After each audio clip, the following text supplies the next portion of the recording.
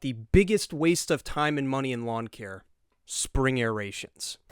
Now I want you guys to know, everything in this video is of my utmost humble of opinions on why I believe spring aeration is a waste of money. The first thing I want to start with is business conflicts. You see, any of you guys who are DIYers or pros, one of the biggest conflicts we're going to run into in the springtime right now is pre-emergence. In the springtime, that's actually, believe it or not, one of my biggest preachers to get down in the spring, no matter what your lawn looks like, if it's applicable, of course, that is to get down a spring pre-emergent to combat crabgrass and other grassy weeds that can be a nuisance to your lawn later on. So that's the first thing, right? When you get that down, it's really going to dictate how you're able to do things later on, right?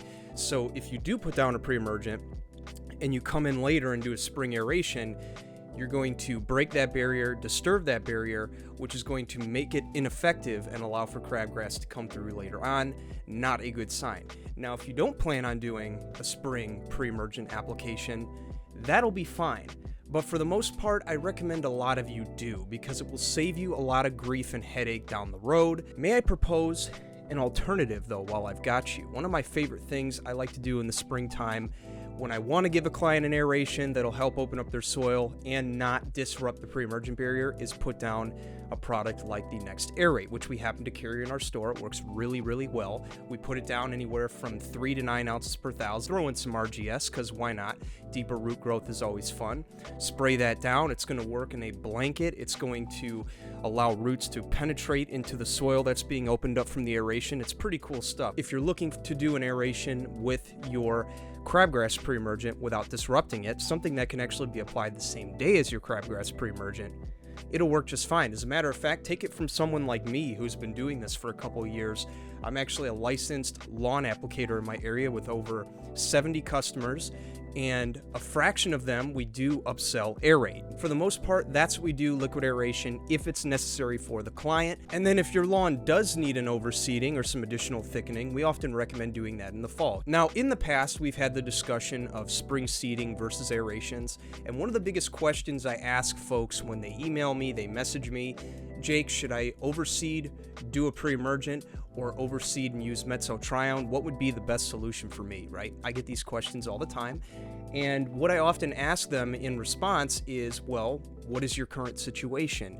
More specifically, is your lawn at least 20 to 30% viable turf? If it is, then I would elect to go the pre-emergent route, run your program like normal, control what's already there, because believe it or not, doing this now will most likely bring down your cost of goods in the fall. Again, whether you're a business or a DIYer, this applies to everybody, because when you can work on what's on the ground now and get it to grow and optimize it to the best of its ability, you're most likely going to alleviate some of the work that you're going to have to do aeration and overseeding wise if you wait until the fall.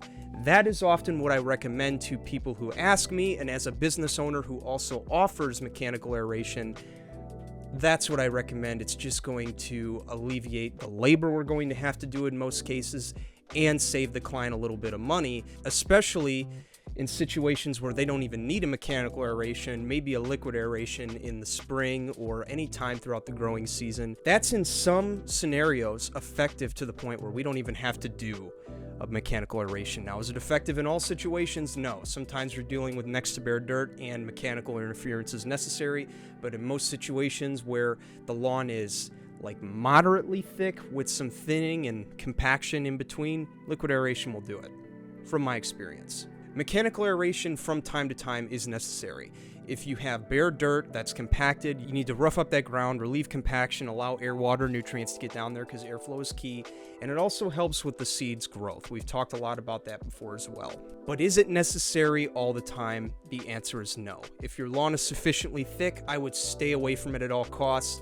Save yourself the time and the $250 to $500, sometimes more, that you'll have to spend to get it done. If you would like to learn a little bit more about my philosophy when it comes to spring seeding versus pre-emergence as well as liquid aeration, then might I recommend you check out these videos right here. Oh, and by the way, if you click this button right here, something magical is going to happen. Let's just say you're going to be hearing more from me this season as I teach you guys in upcoming videos how to have the deepest, darkest, greenest, thickest lawn on the block, whether you're a pro out in the field or a DIYer out on his lawn. Subscribe. We'd love to have you.